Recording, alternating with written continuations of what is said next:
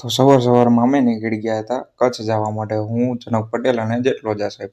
તો સૌથી પહેલાં ભુજોડી અમે ચા પીધી, ત્યારબાદ અમારા આ શાહી ઘોડાનો કરાવ્યો ટેન્ક ફૂલ, એટલે એને પછી વાંધો નહીં. ત્યારબાદ અમે નીકળી ગયા માતાના મઠ જવા માટે. રસ્તો બહુ લાંબો હતો, એમ કરતાં કરતાં અમે પહોંચી ગયા માતાના મઠ.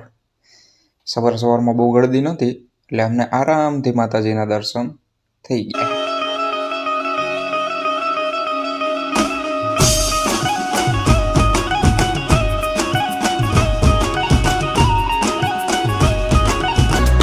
દર્શન કરીને અમે નીકળી ગયા બજારમાં આટો મારવા માટે. અહીંયા ઘણી બધી વસ્તુ, બજાર નાની એવી હતી પણ વસ્તુ ઘણી બધી હતી, પણ અમે લીધું નહીં, અમને લાગી હતી ભૂખ, એટલે અમે નીકળી ગયા નાસ્તો કરવા માટે. નાસ્તામાં ખમણ અને ગાંઠિયા હતા. અહીંયા એક રસપ્રદ વસ્તુ હતી જે અમે હમણાં તમને થોડીક વારમાં દેખાડું.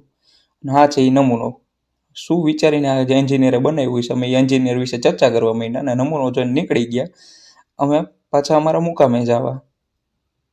અહીંયા રસ્તામાં અમે નક્કી કર્યું કે હવે અમારે જવું છે નારાયણ સરોવર, એટલે નારાયણ સરોવર માટે નીકળી ગયા ધમધમ કરતા. ચારેય બાજુ અંતરિયાળ વિસ્તાર, પહોંચી ગયા નારાયણ સરોવર.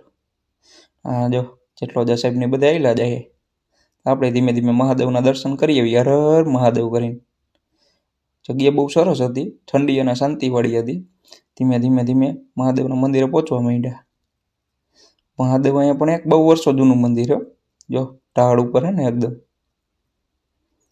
પછી ચડતા ગયા અને અહીંયા ટંકોરી વગાડવાની, જેટલોજા સાહેબ કે આ વગાડવી પડે, તો મેં અમે વગાડી દીધી મેન જનકે. અને હર હર મહાદેવ કરીને અમે કરી લીધા મહાદેવના મસ્તીના દર્શન કરીને અમે વયા ગયા સી સાઈડ જોવા. દરિયો એટલે એક નંબર, અહીંથી પાકિસ્તાનની બોર્ડર દેખાય. દરિયો અને બજાર જોતા અમે નીકળી ગયા પાછા મોરબી જવા માટે. અહીંથી અમારી સાથે એક આર્મી મેન પણ સાથે હતા, જેને અમે ભુજ સુધી સાથે લિફ્ટ આપી. રસ્તાનો આનંદ લેતા લેતા અમે નીકળી ગયા પાછા મોરબી જવા માટે. ત્યાં રસ્તામાં જેટલોજા સાહેબ અને આર્મી મેન બંને દેશના સરહદો અને આપણા ડિફેન્સ સિસ્ટમ વિશે ગંભીર મુદ્દા ઉપર ચર્ચા કરી. અમને લાગી ગઈ ભૂખ, એટલે અમે ખાધી કચ્છની પ્રખ્યાત દાબેલી, એટલે કે ગરમ રોટલી. ગરમ રોટલી ખાઈને અમે નીકળી ગયા પાછા મોરબી જવા માટે. પછી શાહી ઘોડો વયો ગયો તબડક કરતો મોરબી બાજુ, અને ફટાફટ આવી ગયો અમારું મોરબી. કેવો લાગ્યો વ્લોગ કહેજો.